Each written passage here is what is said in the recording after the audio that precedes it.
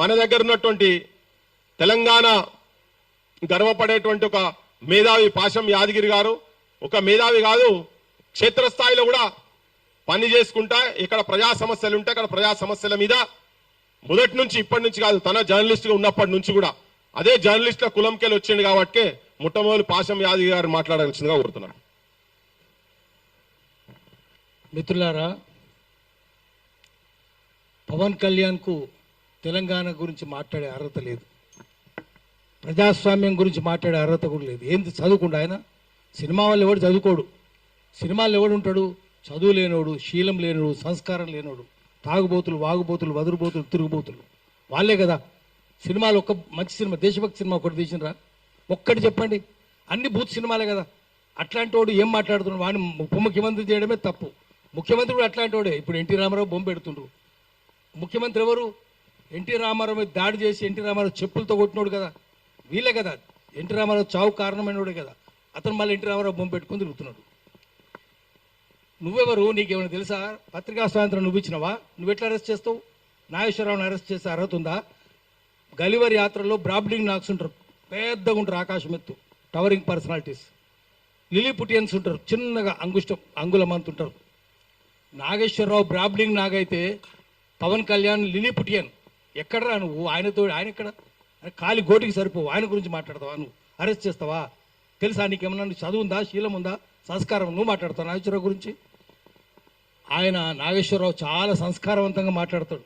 Refine talk అనేది, పిచ్చి పిచ్చి మాటలు మాట్లాడు ఆయన. ఆర్టికల్ 19(1)A మాకు వాక్ స్వాతంత్రం ఇచ్చింది. దాని కింద మనం ఎవరినైనా విమర్శిస్తాం. శ్రీశ్రీ ఏం చెప్పిండు? మేమీ ప్రైవేట్ జీవితాలు మేమీ సొంతం, పబ్లిక్గా ఉంటే ఏమైనా అంటాం. నువ్వు రాజకీయాలు ఉంటే అంటాం, నువ్వు సినిమాలు ఉంటే అనం. సినిమాలు ఉంటే నువ్వు ఎంతమందిని 5 పెళ్లి చేసుకున్నావు? నీ భార్య కూడా విదేశస్త్రాలే కదా. నువ్వు ఆమెనేమో ఇటాలియన్ అంటావు, నువ్వేమో మళ్ళీ విదేశస్త్రాలనే చేసుకుంటాడు. బీజేపీలు అదే కదా. మరి 5 పెళ్లి చేసుకుంటే సిగ్గు శరం ఉందా నీకు? నువ్వు మాట్లాడతావు ఆ సంస్కారం గురించి? నువ్వు రోజు ఒక పార్టీ మారుస్తావు. గద్దరుండగా గద్దర్ని ఎట్లా మోసం చేసిండు? చెగువేరా బొమ్మ పెట్టుకొని నేను కమ్యూనిస్ట్ అనేది చెప్పి గద్దరు నమ్మించి తీసుకొని పోయిండు, ఇంటికి తీసుకుపోయిండు, దండం పెట్టిండు, మొత్తం షర్టు ఎక్కడ చూసినా చెగువేరా బొమ్మలు. ఇప్పుడు ఎవరు బొమ్మలు పెట్టుకుంటుండు? రోజుకో పార్టీ. ఎక్కడ జిదర్ హరి ఉదర్ చరి, ఎక్కడ పచ్చకుంటే పసలు అక్కడ మేస్తాయి. నువ్వు పశువే కదా. ఎక్కడ ఏ కొమ్మ మీద పండు ఉంటే ఆ కొమ్మ మీద దూకుతాయి కోతులు. నువ్వు కోతివే కదా. నువ్వు చెప్తావా? రోజుకో పార్టీ మార్చుకోనివి, రంగులు మార్చుకోనివి నువ్వు చెప్తావా? ఇప్పుడు గద్దర్ గురించి చెప్తావు. గద్దర్ మోసం చేయలేడు, చెగువేరా బొమ్మలు పెట్టుకోలేవిడు. పెట్టుకొని ఇప్పుడు ఏం చేస్తున్నాడు? ఎన్టీ రామారావు బొమ్మలు పెట్టుకుంటున్నాడు, రోజుకో కథ పడుతున్నాడు, చంద్రబాబు బొమ్మలు పెట్టుకుంటున్నావు. మరి మనం ఏమనాలంటే, మేము ఉన్నది ఉన్నట్టు చెప్తే 2-4 గంటలు జైలు నోళ్ళు తెరుస్తాయి, గుండ్రాలు విసురుతారు అన్నాడు. నాగేశ్వరరావు ఏం చెప్తున్నాడు? ఆయన పాపం అమాయకంగా 2-4 గంటలు అంటే నేను జైలు పెడతామంటున్నాడు, అరెస్ట్ చేస్తామంటున్నాడు. ఇంత దౌర్జన్యం ఎందుకు?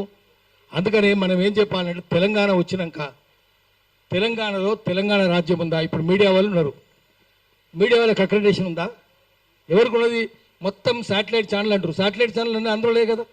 ఒక V6 టీ న్యూస్ తప్ప అన్ని ఆంధ్రలే. మరి ఆంధ్రలకే అక్రెడిటేషన్లు ఉన్నాయి. ఇప్పుడు అక్రెడిటేషన్ పాలసీ చూసుకుందాం, మొత్తం ఆంధ్రలకే. సోయిందా? వాడు ఎవడు కమిషనరు? సోయి లేదు. మంత్రి ఎవడు? వాడిని సోయి లేదు. ముఖ్యమంత్రికి అసలే సోయి లేదు.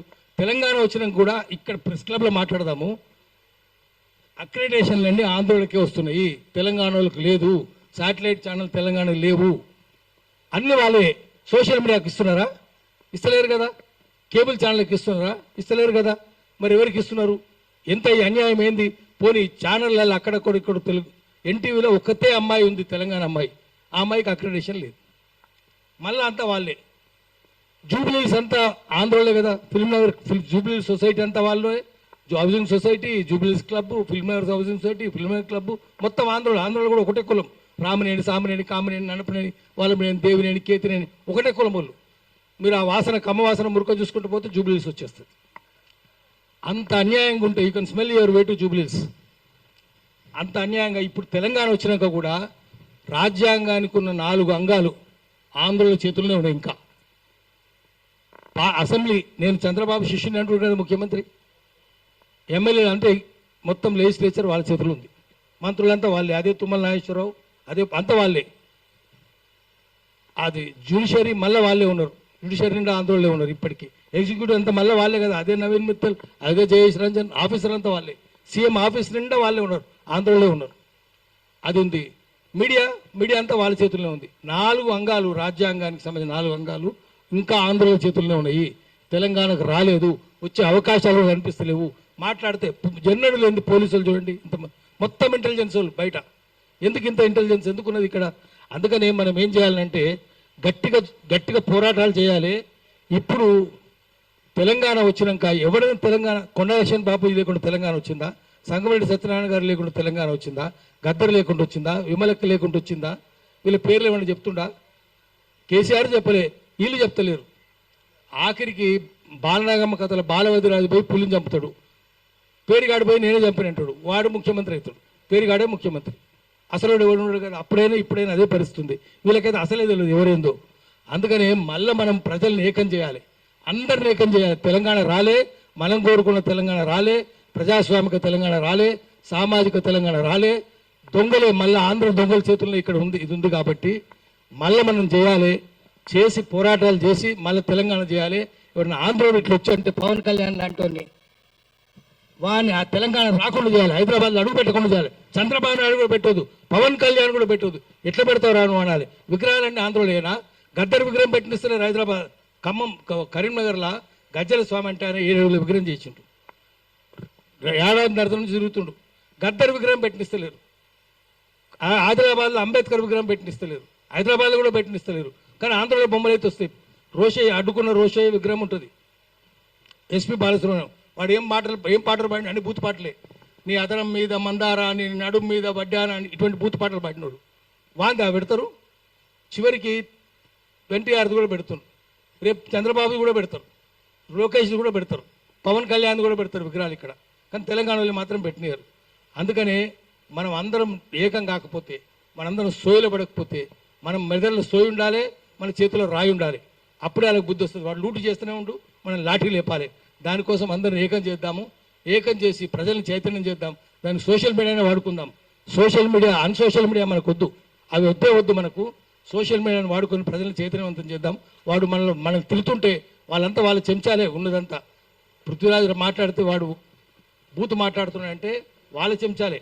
అందుకని మనం మన సోషల్ మీడియాను డెవలప్ చేసుకుందాం, మన ప్రజల్ని చైతన్యవంతం చేద్దాం. మళ్ళా ప్రజల తెలంగాణ, ప్రజాస్వామిక తెలంగాణ, సామాజిక తెలంగాణ నిర్మించుకోవడానికి కృషి చేద్దాం. నమస్కారం. Thank you. నక్కకు నాగలోకానికి ఉన్నటువంటి తేడా ఉన్నది ప్రొఫెసర్ నాగేశ్వర్ గారికి పవన్ కళ్యాణ్, ఆయన తాబేదారులు, ఆయన చెంచగాన్లు, ఇంకెవరైతే తన మీద కేసు పెట్టాలనే ప్రయత్నం దుస్సాహసం చేసిండ్రో అనే దాని విషయంలో స్పష్టంగా యాదగిరి గారు చెప్పి ఇప్పుడు నేను